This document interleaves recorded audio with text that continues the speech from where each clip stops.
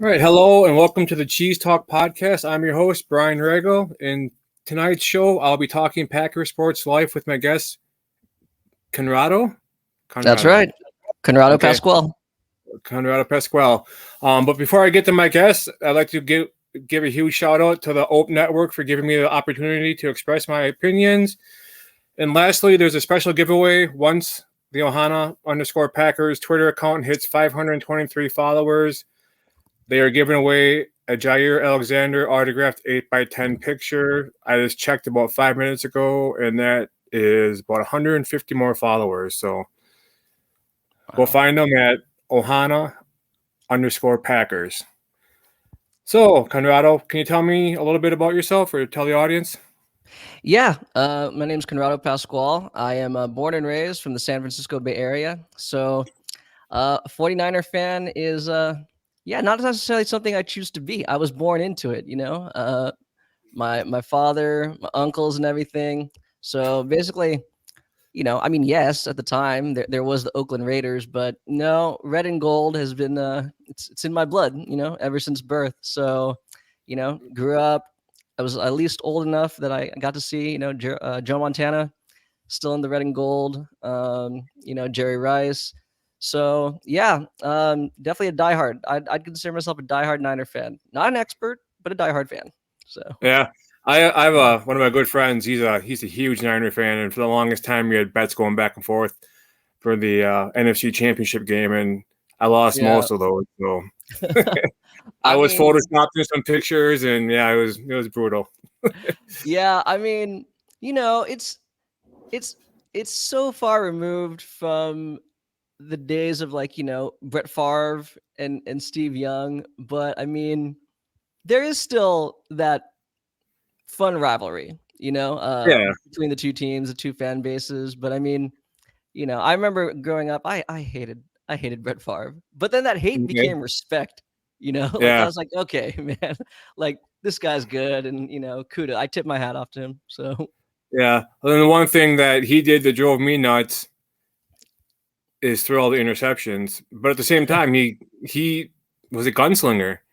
And right, sometimes at least he wasn't holding on to the ball, taking 10, 15-yard sacks, right, I'd rather, him take a chance and then, keep on getting sacked. But exactly. yeah, well, I got a list of some questions here for you. If you don't mind, feel free to ask me questions whenever, if you want Yeah. to counter questions with, if you know any Packer history or whatnot.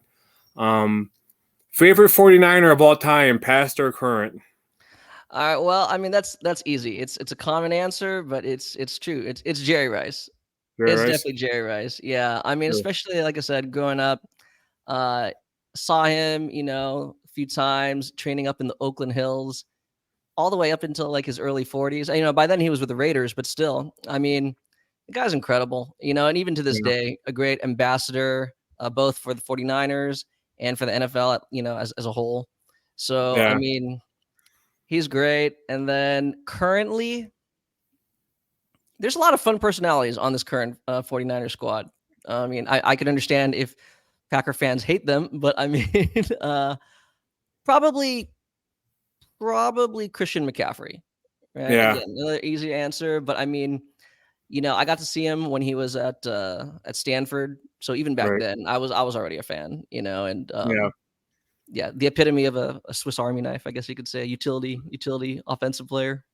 Yeah, I liked watching Debo Samuel's game a few years ago when he Yeah, was just a wrecking ball. yeah, When he put him back in the running back formation, he just plow people over.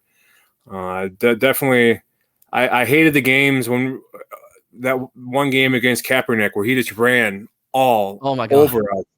I'm just sitting there like, well, what? How don't you have a spy on him? You know what I'm saying? Right. He's he's the biggest threat on the field right now, and you guys can't even cover him. I just Yeah. that was I mean, I remember we even opened up that game, I believe, with a pick six, right? Yeah, Like, I won't and it doubt it. was like, yeah, so I was like, a little nervous, and then my gosh, and I think, with the whole protesting thing and everything, I mean, I don't want to get too political, but Oh, right. sometimes it gets a little forgotten, like just, how impactful he was in those early years with the 49ers. I mean, I always tell people, it's like, I understand, if you don't think as fondly of him or his career, but what he accomplished in those 2-3 seasons is like probably more than a lot of journeyman quarterbacks will ever accomplish, in a 10-15 year career. So Right, and he's from Wisconsin too. yeah, From I mean, Fond du Lac, I believe. a little love, right? A little love. Yeah. So, No, you play the Madden video games and the football games and everything, and you all aspire to be that running quarterback that no one can stop. It was Kaepernick and Vic, and it's just yeah, Vic was a cheat code in Madden.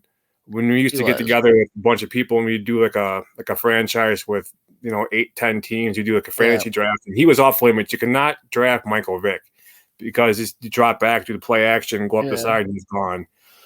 But definitely, I mean, they are a fun team to watch. I admit it.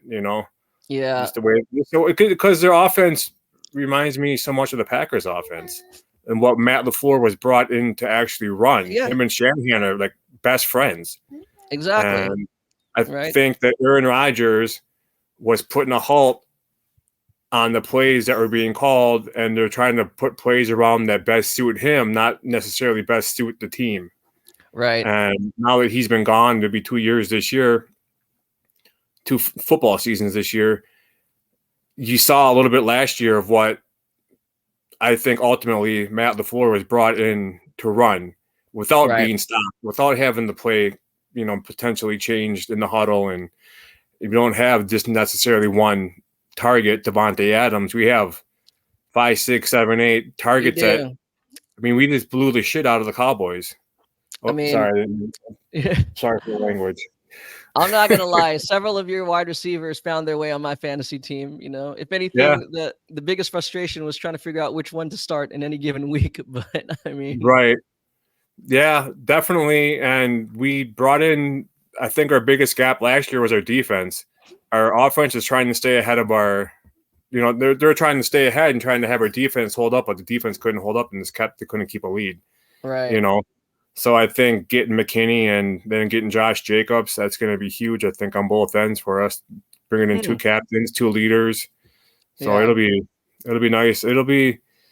It's gonna be a fun season to watch. Like I've said in the past, we know the cards that we have going into this past draft, and we Yeah. know what we have to play with. We know how to plan your schemes. Yeah. And so, what is your take on the draft for the Niners? I mean, not to be a homer, I liked it overall. When all said and done, I really liked the draft. I mean, you see a lot of say, you know, uh, draft analysts and all that say like, oh, what grade would you give each team's draft? I mean, I would give the Niners personally. I'd give them a B plus. Yeah, All things considered, I think on day one, I think a lot of Niner fans were kind of surprised that they took a wide receiver and not only just a wide receiver, but specifically Ricky Pearsall. I mean, I'm not gonna say I'm a big draft junkie. I definitely do. I watch college ball. right, But I'm not like hardcore mock drafts. But I knew who sure, Ricky Pearsall was. I liked him. I don't think it was that much of a reach if they were going for wide receiver. I know there were other more like bigger or more recognizable names, right, but you do a little studying into like his advanced metrics and everything. I mean, it really seems like he'd fit Kyle Shanahan's system. Beyond that, I right. think he John Lynch and really addressed all the team's needs. Picked up two DBs in Renardo Green from Florida State, Mustafa Fall, I believe from Wake Forest. Um, all things Yeah, considered, they got yeah, it pretty solid both sides of the ball. Linebacker, old line, receiver, yeah, safety, line, corner, receiver. I mean, and then of course you get every team hopes they can get that diamond in the rough with the unsigned or undrafted free agents. right, right. We Didn't did. you guys get? Didn't you guys get Go ahead, Tanner sir. Mordecai? We did, we Yeah, did, we did, and I mean, like I personally am very high on him. Like I'm excited. I think I would not be surprised if he beats out Brandon Allen for the third QB spot. And that's no knock on Brandon Allen, but I think, stylistically he has a lot of similarities to Brock Purdy. So, yeah, I can understand. And I think they like the idea that, I believe he played technically 5 years because of the one COVID year or yeah. shortened season. So I mean, they like that he has a lot of reps, right? They like that he's seen a lot of different kinds of coverages and everything. So it Yeah, was I him. enjoyed watching him at Wisconsin for sure. Yeah, yeah. And then in terms of undrafted free agents, we had to get one legacy kid, one legacy signing. So that's Terrell Owens' son, Tariq Yeah. Owens. So Okay. yeah. So I mean, Yeah, I haven't dove into the. I've only seen a few of the Packers undrafted free agent signings, but yeah, there's always those, like you said, those legacy ones out there. That yeah. I mean, I think a lot of Niner fans were keeping their eye out on Brendan Rice, Jerry Rice's son, and Frank Gore Jr. yeah. But I'm happy that they each landed in what seems like a good spot for them. But Where did Frank Gore Jr. go? so he actually went undrafted, but he signed Right. immediately with the Bills. No. And then Yeah. Brendan Rice got drafted by the Chargers. Okay. So not too Yeah, shabby. the Chargers they needed some receivers and they got some, so we'll see how they do I this year. know. I know. I mean, I, I don't know. I mean, the NFL, I mean, you could turn things around somewhat fairly quickly, but I think, Harbaugh is truly building the team from the inside out as he normally was, right? Building always everything begins and ends with the trenches with him. So Yeah, that's where it all starts, yeah. Yeah. and then But offense and defense. yeah. But what did you think about the Packers draft? Because I had some friends that are Packers fans. They're a little lukewarm. At least the early round. They The were offense, lukewarm. Jordan Morgan. I mean, whatever you got to protect. You got to bring someone to protect the quarterback.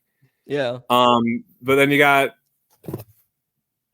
Edger and Cooper, and Right. I mean Javon Bullard. They're a bunch of ballers. That's what we need. Right. We have, like I said, our biggest disappointment from last year, biggest need was stopping the run.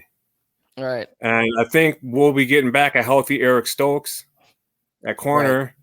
And then you have McKinney, you have Jair Alexander, you have probably, I'm guessing it's going to be Javon Bullard's going to take over the other safety spot. Yeah. Got replaced. You guys got Devondre Campbell. Yes, we did. Now, let me ask you then, as a Packer fan, how did you feel about Devondre Campbell's tenure? Because it seems I didn't follow. I only saw like after he signed with the Niners. It seems like he didn't think it was a good parting or something. I don't know. From the sounds of it, from quotes and articles that I read, that if people think the coaches are the reason why he was all pro, they don't know the half of it. Like pretty much the coaching wasn't that good for him or whatever. I don't know. He was good for us. He was hurt quite a bit, but I'm happy with what he gave us. I mean, Okay. I understand it's a business. I mean, you got to do what's best for you and your family. Yeah. Same with getting rid of Aaron Jones. When we signed Josh Jacobs, I'm like, hell yeah, we got Jacobs and Jones. What a combination. Right. And then like 45 minutes later, he's like, they release him. I'm like, why are you releasing him? This match the money that he wants and just give it to him. But then I don't know. You got to trust the system. There's a reason why we're not GMs. We don't know everything that's going on behind the scenes. But Aaron Jones, he's 29. Jacobs is 26. Right. Jones has hamstring issues. Jacobs, it seems like a bowling ball. So I mean, it is what it is. I think we got him for a good price, 4 years, like $64 million or something like that. So I think so. Yeah. I mean, it's decent. So I mean, I'm excited. Yeah, I think the Packers, if I were to grade them, even Mel Kiper was grade them awesome. In the draft, I'd say B+. Yeah. I mean, I thought Morgan in the first made sense and was a good pick. I'm not sure.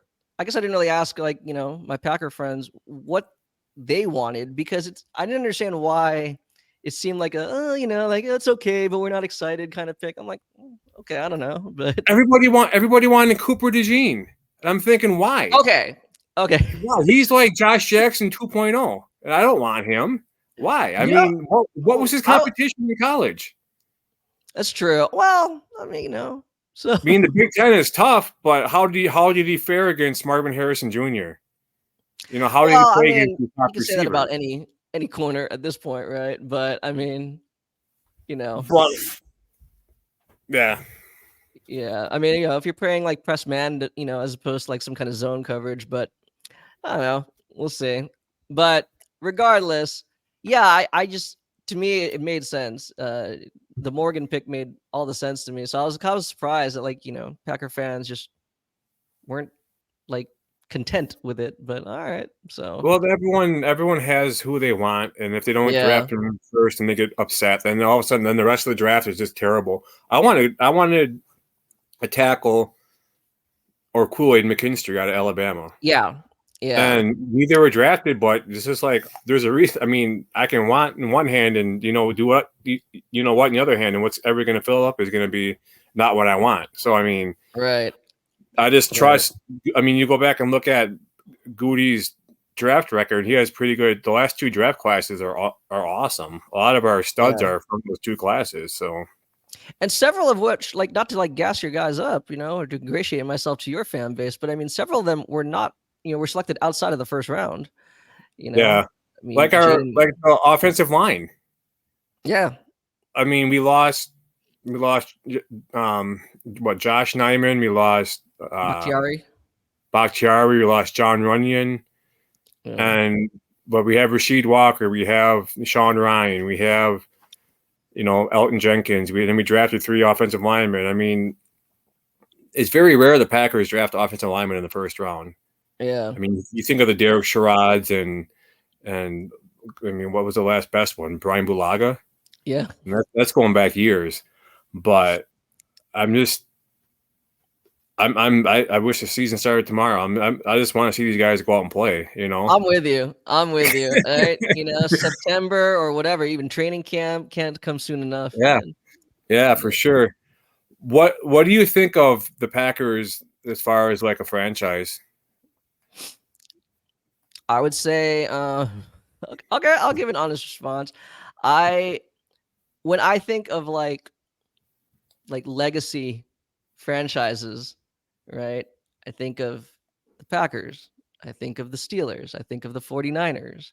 I guess you could put the Cowboys, freaking hate them. But I mean, like, you know, uh, so in general, as the franchise, like historically, like, you know, I would say the Packers, like the Niners, we are the franchises that a lot of other teams aspire to be like. So I definitely hold Right. you guys in high regard. This current iteration of the Packers, I thought they were good. I just wow. I think you guys are like ahead of I think what most people thought, like ahead of schedule. I thought there was going to be a little bit more transitioning, um, kind of learning experience, and not in a bad way, just because this was for the most part Jordan Love's first full season as a starter. A lot of new, offensive pieces coming in. So I thought like there was going to be more of like a growth process. So way ahead of schedule, and I don't know, compared to like other teams. I'm not trying to throw shade at any other like teams in the NFC. Like I feel like what you guys are building is a lot more sustainable. Right. So yeah, yeah, Yeah, and like you can see the offense like getting behind Jordan Love. They're all like good buddies off yeah, season. There's pictures that they're on social media up. Jordan Love is passed out up in Door County, and they're just partying. I mean, they're all yeah, good friends. yeah. It's good to see. Like I feel like with Aaron Rodgers, like they're walking on eggshells at times around him, and they weren't really too comfortable. I mean, he's like at that point he was like an institution, like an almost like an Yeah, in-house emeritus, yeah. like quarterback. It's like You he's know, like the jail warden.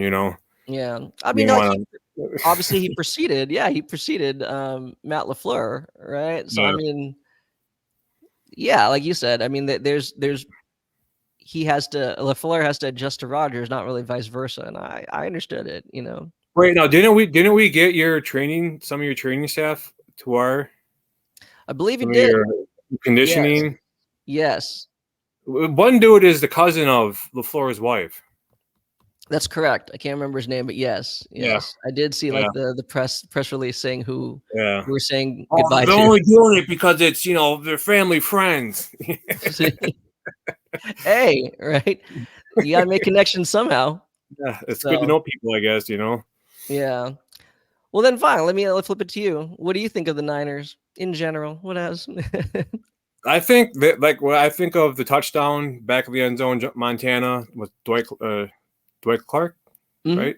Yeah. And it's just I love my favorite running back from San Fran is Ricky Waters. I liked Okay. watching him run. He was Yeah. like a motor man. Jerry Rice, Steve Young, he's a lefty. I'm a lefty.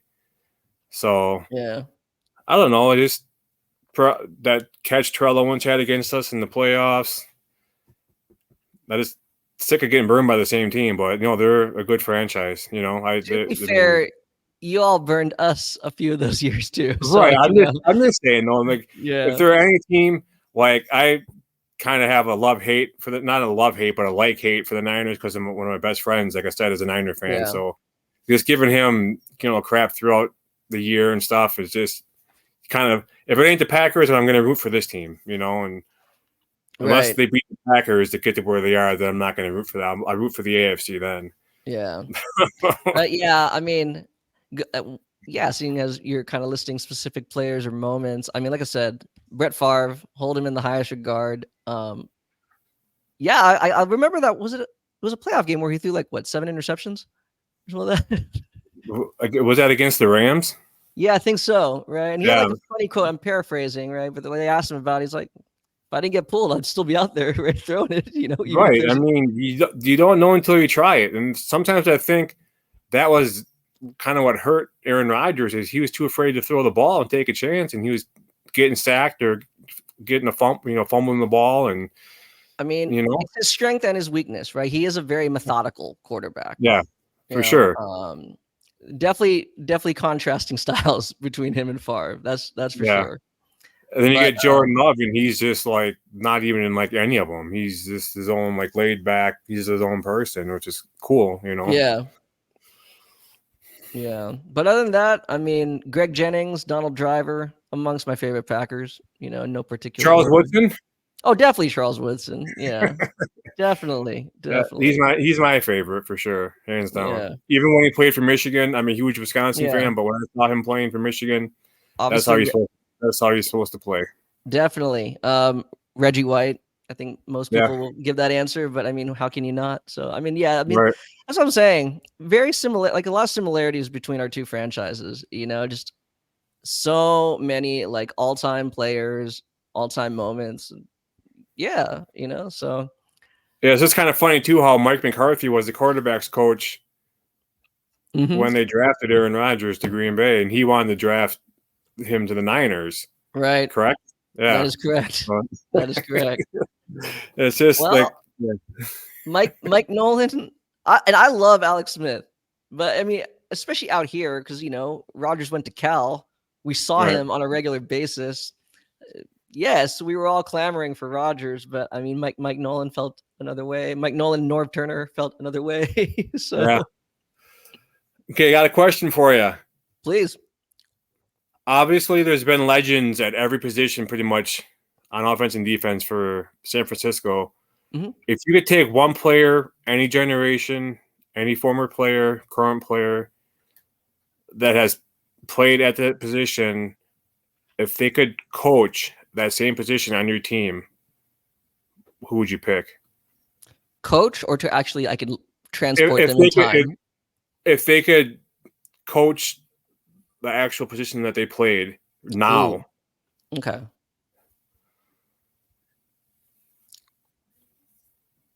I'm going to answer this because I know he has no desire to do it. I would want Joe Montana. yeah, Easy answer, right? But I love the way Joe Montana approached his career and life. Like when he said he was done, it's not like, oh, I'm done. I don't care about football anymore. But he's like, I gave however, 16, 17 years of my life to the game. I want to spend these next coming years with my family. So that's why he right, never really went into coaching. He didn't really go into broadcasting too much. But I mean, same thing, just obviously not the most athletic or physically gifted, but just really relying on his understanding of the game, who wouldn't want, like, that type of mind to kind of be coaching up the quarterbacks? Not that I'm saying, like our quarterbacks coaches aren't good, but I think that he would be just a great mind, a great presence, somebody, in the quarterback room. Yeah, that's a good answer. That's who I was guessing you're going to say Joe Montana, so that's Well, if why. it wasn't, then you're talking about how football should be played. I'd want Ronnie Lott. I'd want Ronnie Lott to coach. Yeah, the Right? secondary. Oh yeah, right. Not again. I truly believe our current secondary, they are authentically tough. I don't think it's fake tough, but I mean, just to see the game a certain way, bring that mentality, that tenacity. I mean, I don't think you could do any better than Ronnie Lott. So Right. I would choose for me. I would choose Woodson yeah, at at cornerback or secondary coach, just because I believe in his prime on the Packers, he was also pretty much a coach on the field too. People yeah, followed his lead, and they did what he did and what he said to do. So he brought the swagger too. So I definitely pick him. hmm That's I couldn't think of anybody else that I want yeah, past or present. I'd probably say maybe Bart Starr, quarterback coach, but our quarterbacks have been developed so good over the last 35, 40 years that it's something most teams can't even touch. You got go again, from Favre to Rodgers to Jordan Love. I mean, how exa- lucky? exactly, and that's what I'm saying. The parallels between our franchises. I mean, yours is obviously current, but I mean, to have gone from for the Niners, Montana to Young, to even Jeff Garcia, who sometimes like kind of Yeah, gets forgotten. But I mean, like, wow, I mean, dude, he was like a passing yards leader, touchdown leader, like back to back years. yeah, So yeah, that's why I think out here, yeah, Niner fans can get spoiled at times. Especially when it comes to quarterbacks. They kind of feel like, oh, we have like the gold standard of quarterbacks. So yeah. I forgot about Jeff Garcia. I liked watching him play. He was a scrambler. he was fantastic. He was Yeah, fantastic. And again, he went to San Jose State. It's local here in the Bay yeah, Area. So again, right, he had the yeah. the Bay Area ties. Same So with James Jones, right? Didn't that he is go to San correct. Jose State? Yeah. Yes. I remember when he got drafted, like that weekend, or shortly maybe the weekend. What it was close to when he got drafted. I remember I was in the Festival Foods as a grocery store by us, and Hmm. remember seeing some people were in San Jose State University like sweatshirts, and Yeah. it was maybe 65, 70 maybe degrees out, and they're sitting there like in winter hats, and like that's got to be family, man. It's got to be family. Yep. There's no one Yep. around Green Bay is gonna be wearing a sweatshirt when it's 70, 75 degrees out. Hey, But the things you do for fandom, so we've all done something like that. right, biggest draft bust in team history. Okay. I mean, mm, I have three, or can I only Okay, name one? go ahead. The one I'd say he wasn't a first, because normally a draft bust should be a first rounder, especially a high first rounder. But I'm gonna say Giovanni Carmazzi. He was a quarterback from BYU. This was during Steve Mariucci's tenure as head coach, and I mean, Okay. like, just they had that documentary, the about the 30 for 30 about Tom Yep. Brady and all the quarterbacks taken behind, and the fact that like how ambiguous Giovanni Carmazzi's segment is, it just reflects his time with the Niners. Like whatever happened, Mariucci speculates it's like a confidence issue or something. Like he just wasn't an NFL player. Like he just didn't play football. And that set him back. I'm not going to say that's why Mariucci got fired or anything like that, but I mean, it completely set the franchise back.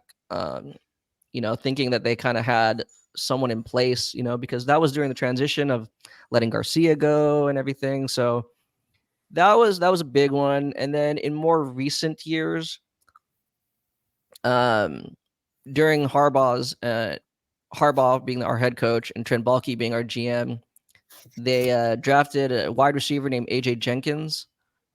I want to say out of Yeah. Illinois, and he again, I, I'm not even being sarcastic. He cannot play football. He can't. Like, it's the craziest thing. Like, the one time he finally caught a ball and he had like nothing but green in front of him, he just went inexplicably out of bounds. I mean, like, I it was and it was a first round pick too. I don't understand what Trent Baalke saw in him. It was a head scratching at the time. It's still head scratching now. And then in recent years, because you're always compared to whoever's taken behind you, I like him. I love him. Great person. You know, uh, Everything off the field, stand up guy. Solomon Thomas, Yeah. defensive ends. Yeah, I mean, because that's obviously the draft where Deshaun Watson and Patrick Mahomes and even McCaffrey were all taken after him. So it's like, man, like, Yeah. yikes. So I think for me, for the Packers, it'd be Ahmad Carroll. I could go Tony Mandrich. It's always Jamal Reynolds. I was just watching a doc on Tony Mandrich, actually. Yeah, it's Yeah. crazy. Like, he'd have like a needle in his jock strap, and it's just crazy.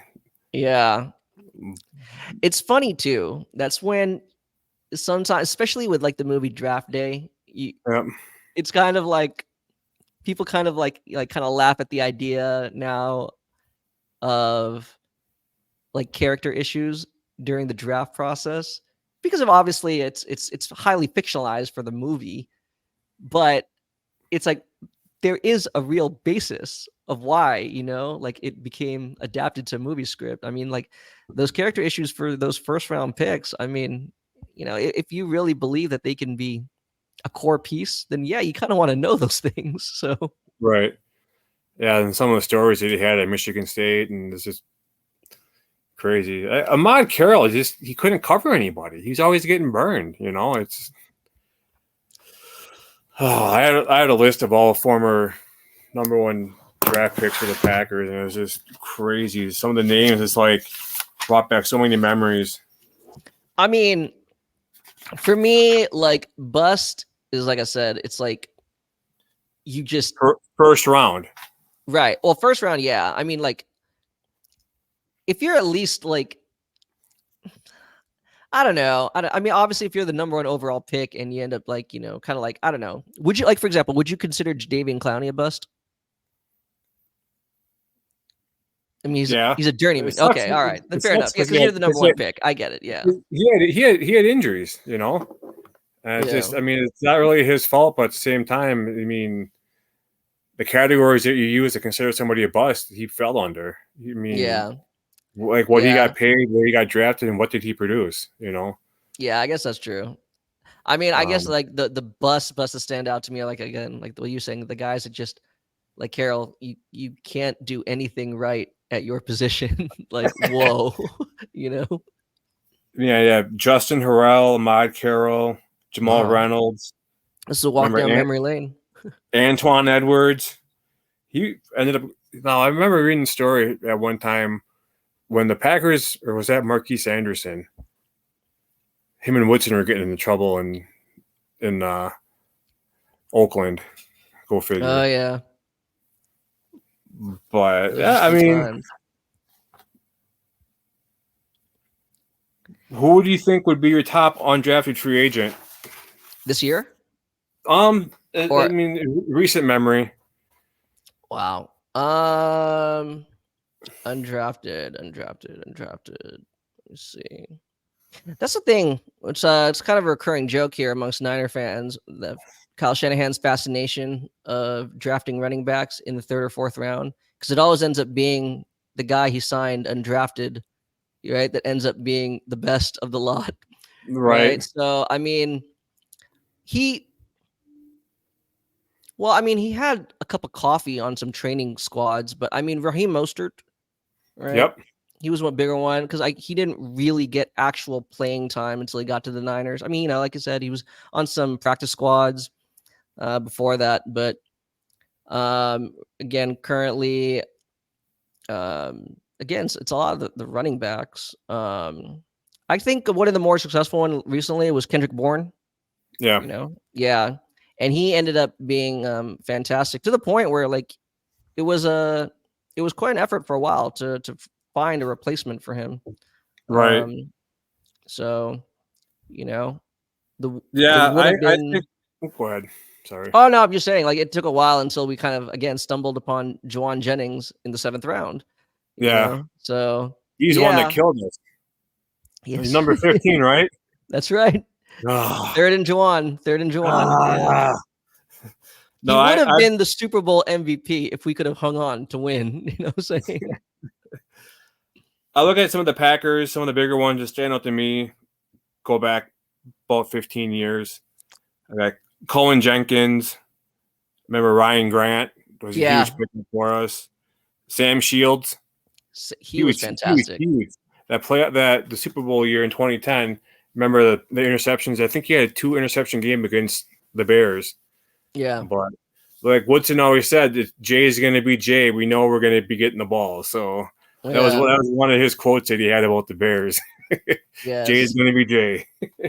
Sam Shields has a fond spot in my heart because he was always one of my go-to fantasy players, Yeah. right? In like the leagues that have defensive players. So, And Tremont Williams too. He yep, was he was a crucial element in 2010. He had that pick in the end zone against the Eagles. yeah, That night game, he had the pick 6 against the Falcons before halftime. I mean, he I've always liked Tremont Williams. He's yeah, always had grit. Al Harris, I liked him too. Watching him play. yeah.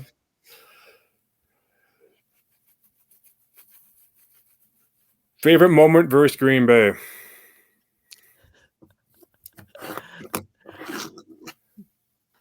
There's a few. I mean, I think Kaepernick. Obviously, we said about earlier. That I mean, because that one, like I remember pregame, at least on our pregame show, he did make it a point. Like he wanted to be sleeveless in the game in the snow to kind Yeah, of add some element of intimidation.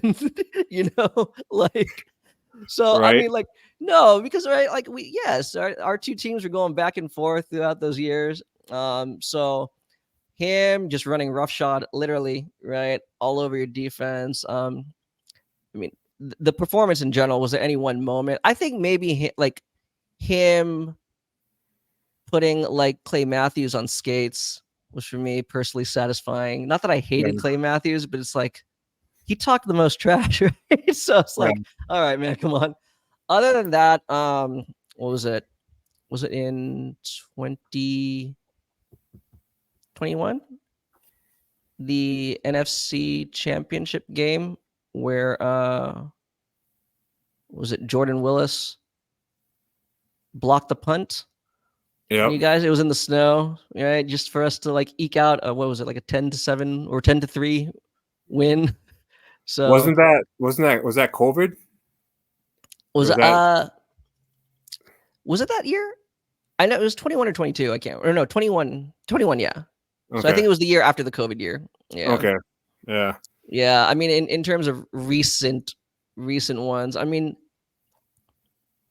yeah, I would say just because they were on the road, we were on the road Yeah. too, you know. So I mean, make no mistake, the TO catches were great and everything, but so Yeah. and For the longest time, like Lambeau was a place that teams came to, and they would usually leave with a loss.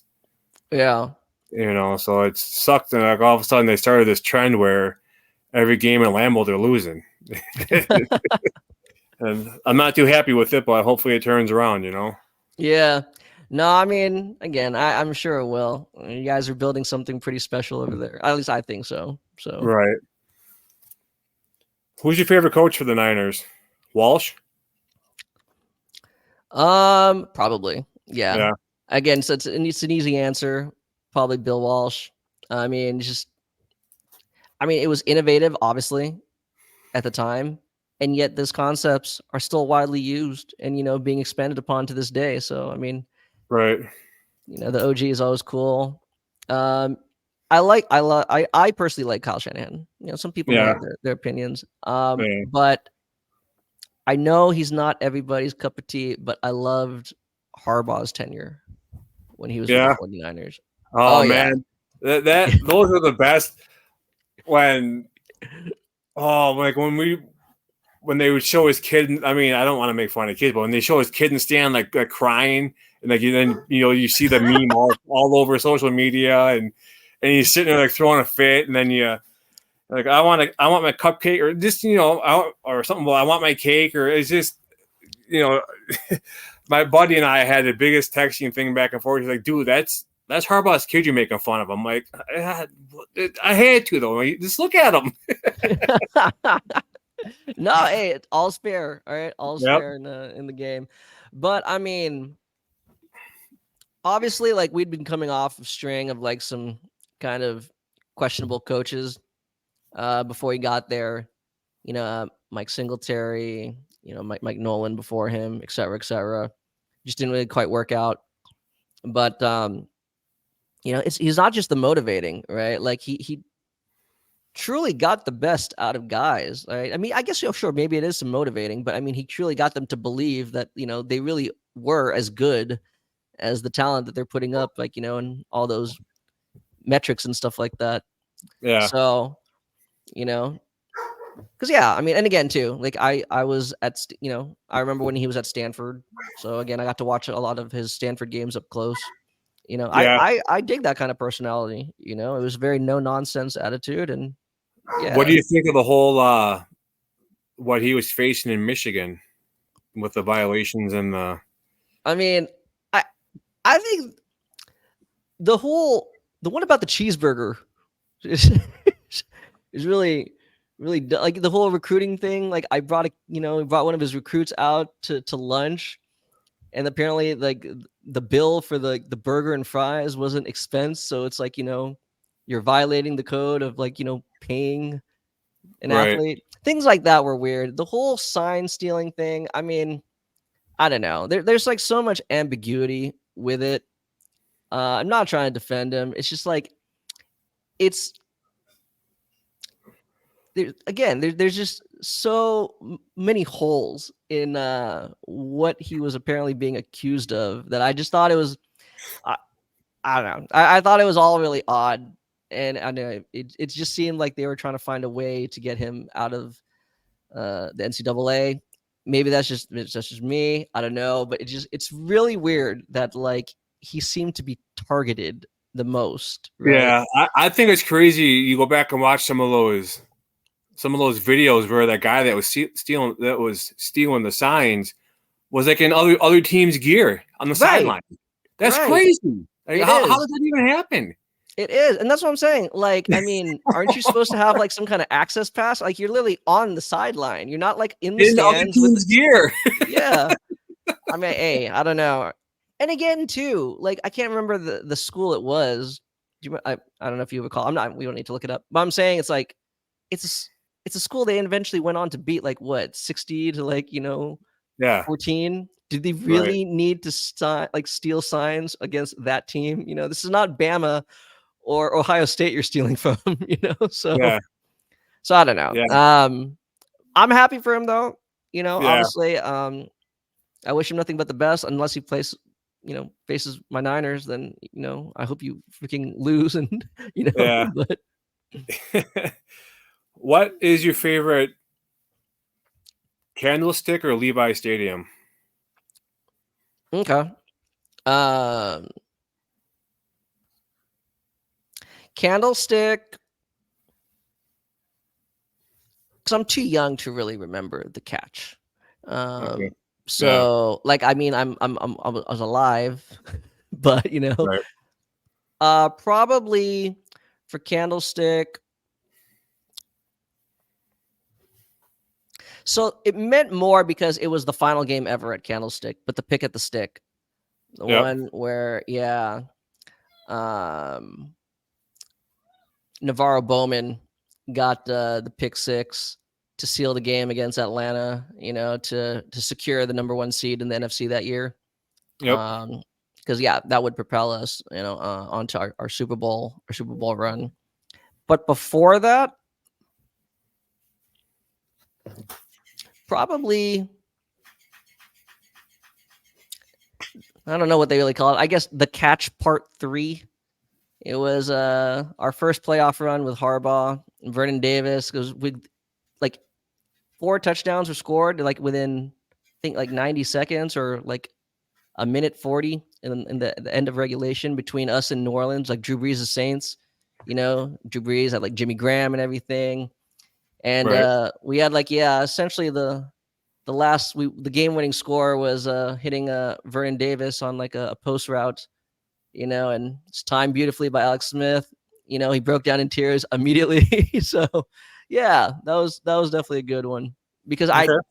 at the time, right? I mean, it was like, even though we were hosting the Saints, we were still considered the underdogs. I mean, it was, Drew Brees at his Right. best. So yeah. Yeah, I've only been to Lambeau for the Packers, so that's the only stadium I'm used to. They did play at City Stadium, which is now the football field for Green Bay East High School, but Okay. yeah, Lambeau definitely has a lot of history behind it.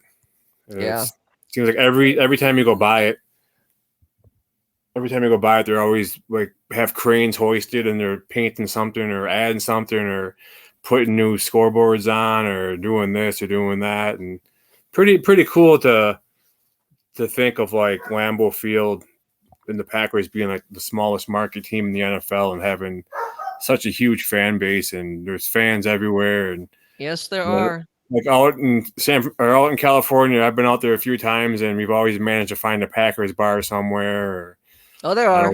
one I've time been. I stayed in Fremont for a week for work one time, and just up to Eureka, California. I've been there, Palm Springs. I mean, I've been.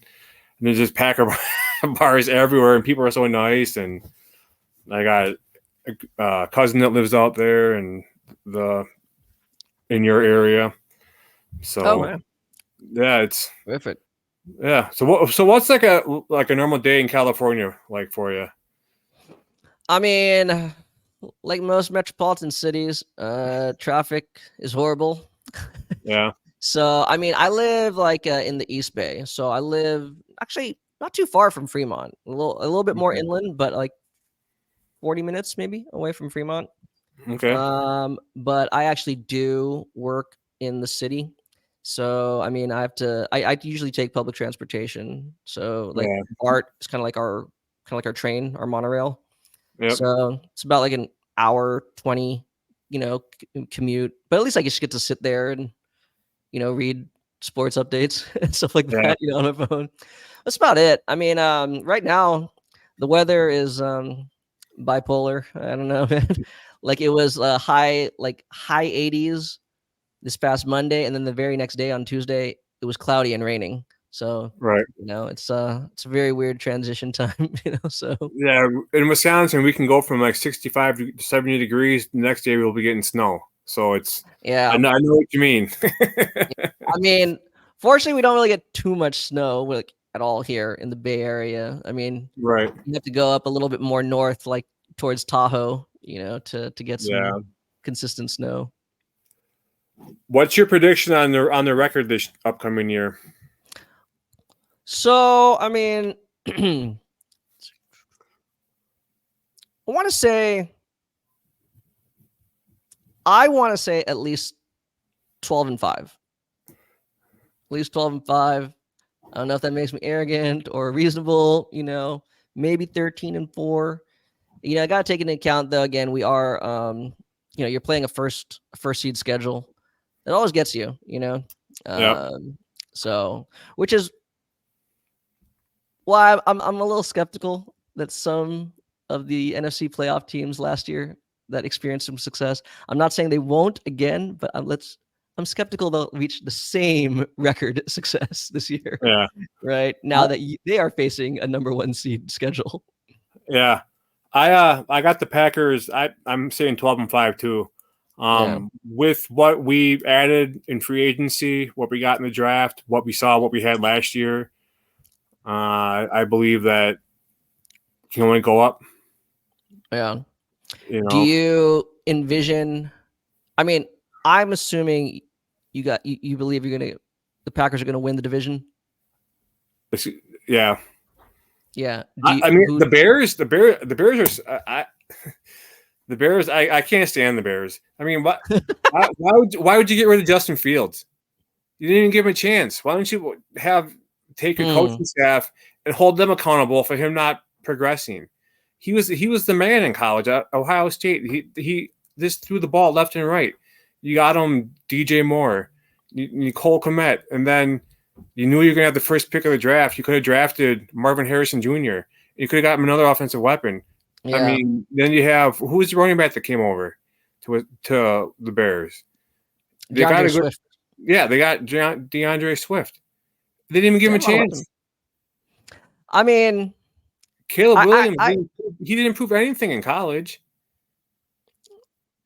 I don't know. I gotta admit, I am a Caleb Williams fan. Like I believe he can actually meet that potential. Let's put it that way. Okay, well, I mean, Bears fans were crowning Justin Fields the king of the North 2 years ago. Now he's gone. Well, I mean, they're Bears fans. What happened to your king? They're Bears fans. Come on. They've been It's always fun. It's always fun. Salivating for anything that resembles a franchise quarterback since like Jim McMahon. 85. Yeah. 85. And I like Jay Cutler, but I get why they feel the way they do. I like them too. Yeah. I think he got a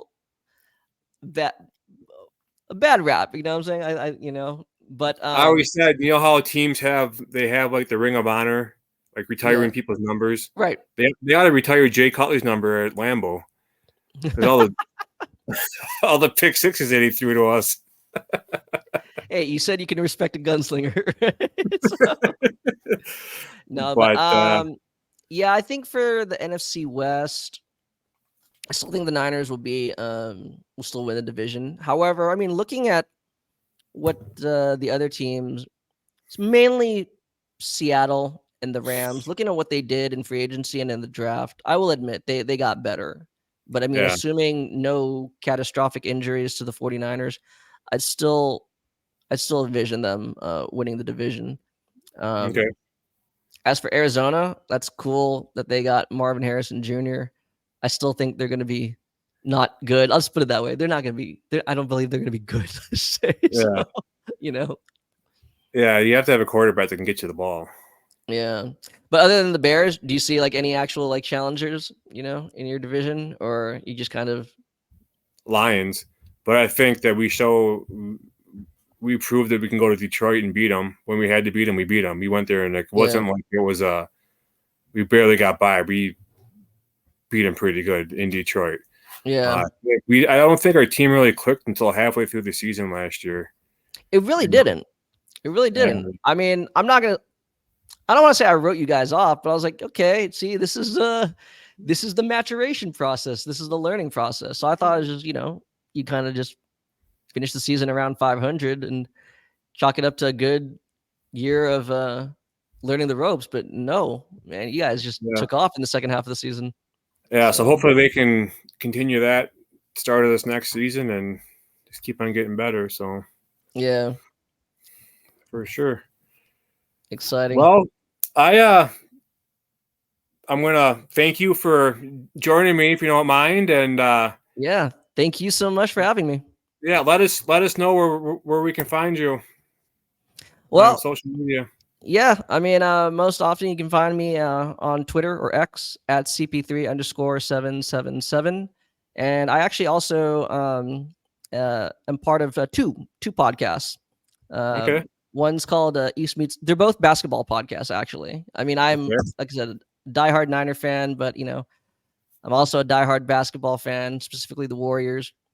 So yeah, I have a podcast called East Meets West, and then a second one called The Box Score. And yeah, you can click on if you find me on my X profile, there's the links linked to both podcasts. So Okay. yeah. Well, again, I want to thank you for joining me, and yeah, go Pack, go. Appreciate it. We look forward to seeing you again. I look forward to the next installment. I look forward to the next installment of our long legacy rivalry. So yeah, I'll have to have you on again one of these days. I'll look forward to it. Take care, All right. Brian. Thanks, buddy. Happy Sunday. You too. Bye. All right.